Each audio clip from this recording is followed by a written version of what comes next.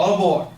Today I'm going to speak about the benefits of taking the train, as specifically the Metrolink, not Amtrak to go across the country, but just to take in places like Los Angeles, San Clemente, go to a game, go to LACMA, go to any museums at the Natural History Museum, that center, to see the space shuttle. Any place you would normally drive, these are options to take the train. And I will speak about the benefits. Some of those are the convenience, the congestion that it will reduce, and most importantly probably the cost. How much cheaper it will really be than taking your car. So we'll get into some details. We'll also walk through a sample of if you were going to a particular event and how we do that, and I'll have some visuals to display all of that. So the first thing is, most of us at some point or another go to either a sporting event, or go to a concert, or go to the museum. Concerts and sporting events are particularly have huge traffic.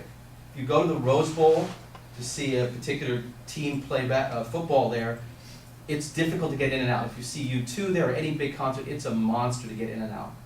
If you go to the Coliseum to see the Trojans play, you will find that it's very difficult with cars, even though they have a lot of transportation, but now with the connections and the commuting of the train, it is very easy to get in and out, and we'll talk about some of the details. You can also go to the beach. You can go to San Clemente and it will stop right at the pier. You can get out, you will be right next to the beach. It is available to you quite easily. So if we could see the map on that, some of the places. So if, get the light on this one. So you can see, if you live anywhere on here or go to school, for example, here's Fullerton, where we are. This goes to Los Angeles, which is our major connection. But if you live anywhere from San Bernardino down to Oceanside, all the way up to Lancaster, or have to go anywhere, these are now available all on the weekend. So any place, look on this map. Some of you probably live, most of us who live close in this area are Fullerton, Buena Park, perhaps Corona or Anaheim. But I know some people live up on the San Bernardino line. You probably live within 5 miles of a train station, which you can take on the weekends. So just note that goes, and when you get to here, you can see the connector. These are the metro lines that go to places like the Hollywood Bowl, go to Hollywood, Bob Hope Airport. You can go to the Coliseum, the Rose Bowl. There's so many opportunities with the connections. So you have now the commuting and the connections, and there's the convenience of that. So thank you for that, Bobby. The next thing you might think about is the actual congestion. If you've ever been on traffic to and from a game, it's really tough to get in and out of. So I would suggest that you try this and see how much easier it is in terms of time. You will save a great deal of time. You can do a couple things on the train you can't do. You can text on the train, be on the phone all you want. You can sleep on the train, which is something we found very important. And you can even play basketball on the train. No one's going to stop you. You can play basketball. You can do your shooting drills on the train. You can bring your bicycle on the train. These are real conveniences that we did not have available to us.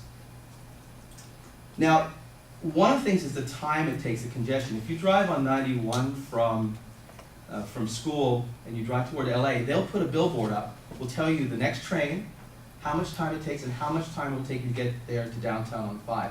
In the morning, it's often taking 50, 60, 70 minutes. If it's a game day, it will take that much if it's downtown. And you'll see the train, 30 minutes, 35, 40 minutes. And it's amazing how much difference that makes. So we'll talk about that. Why don't we go through a sample trip? Can we see the slide for the document? I talked to the professor, and we know he goes to USC games. So I asked him if he would consider taking the train. And first reaction is no one wants to take the train. But he lives in the Glendora area, so the Covina train would leave at 9:16 in the morning and would get to Union Station at 10:05. But if you lived anywhere on this line, I know Mike lives in Fontana, get on the 837, you're at Union Station at 10:05, and for a 12:30 game, it takes about 15 minutes by train to get the Expo line, and you are downtown and you walk. You're right there. And then when you go home, the night train going home, I don't have the opposite, sorry, I don't have the other one, but it would be roughly the same schedule, and the last train leaves at 11:30 at night. So you can leave as late as you want. You can party all evening or you can leave at 6, okay? So that's an example, and I'll have more of that. That goes for everyone. I have handouts at the end so everyone you can know where your line is. Now let's talk about cost. The cost of this. If you drive, according to AAA, which promotes driving, they say that it's 58 cents a mile. And that calculates with insurance, with gas, all the costs of driving. And if you go back and forth from Fullerton to Los Angeles, that's about 30 miles. It's almost $18 to go one way. And if you count, it's $36 if you spread it out. Obviously, if you just put in gas, it's about 10 bucks. $36 to get there and back does not account to parking. Now, I talked to a Coliseum parking expert who happens to be our teacher. It is $25 to park at the Coliseum. $25 to go to the game, same at the Rose Bowl. What does it cost you on the train for 2 people to go? Does anyone know? Well, our expert on that is Macklemore, the thrift shop gentleman. He knows what it costs. Bobby, can we hear from Macklemore how much it costs? Hey Macklemore, can we go thrift shopping? So, he's thrift shop. This guy's on the train. We know he's on the train because it is cheap. It is, we'll wait for him now.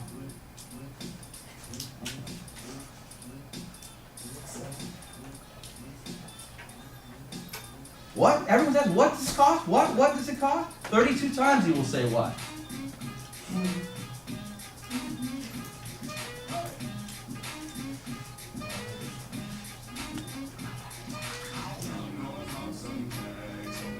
$20, that's it. Thank you, Bobby. Thank you, Macklemore. $20 in your pocket gets you there, right? And it is freaking awesome, right? Okay, so now we know taking the train is convenient. It goes where you need to go. You will not deal with traffic. You're taking the car off the road for yourself and for others. No hassle of parking, and it's much cheaper than driving to big events. So with that, I will leave you with this, and I will let you know when you get on the train, you will hear this. All aboard! Fullerton, Buena Park, Santa Fe Springs, Norwalk, Los Angeles Union Station. Take the train, ladies and gentlemen.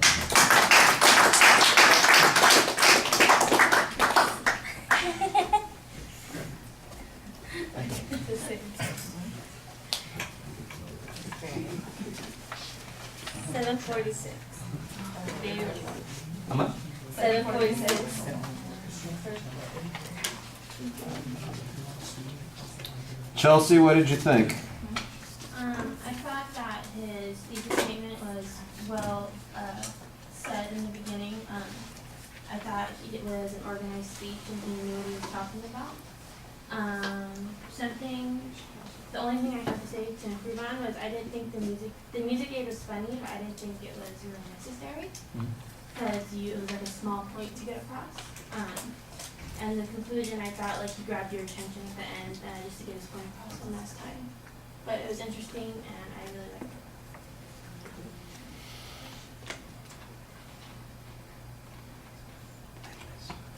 it. Okay.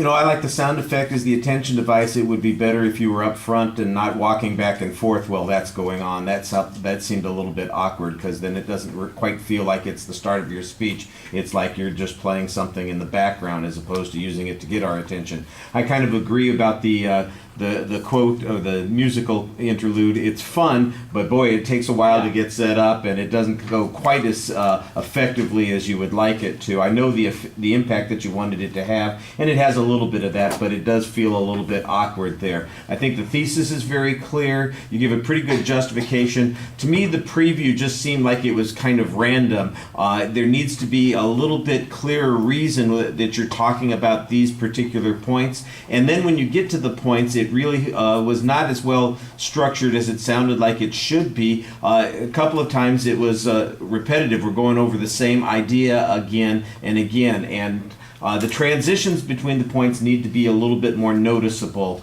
Like I said, it felt a little bit like it's running together. On the other hand, I thought that the visuals of the map and the schedule were pretty good, although the schedule is a little complicated to see and follow, and I getting down there, I'm less worried about. It's getting out of there that I'm worried about. So you Yeah, didn't have the wrong one that I would have wanted to see most, because I don't want to get stuck downtown Los Angeles waiting for a damn train in the middle of the night. I thought that you integrated everything into the speech pretty well. I thought that was effective, and your delivery. I think that you were better in the later part of the speech than you were at the beginning. I know that you were more comfortable with the podium, but I think that it also takes away a little bit from your delivery. I think you're a little bit more naturally engaged when you get away from that. We don't want you to go overboard like you did with the golf thing where you're all over the place. Right. But we also don't want you to kind of withdraw. And I think at the end, for instance,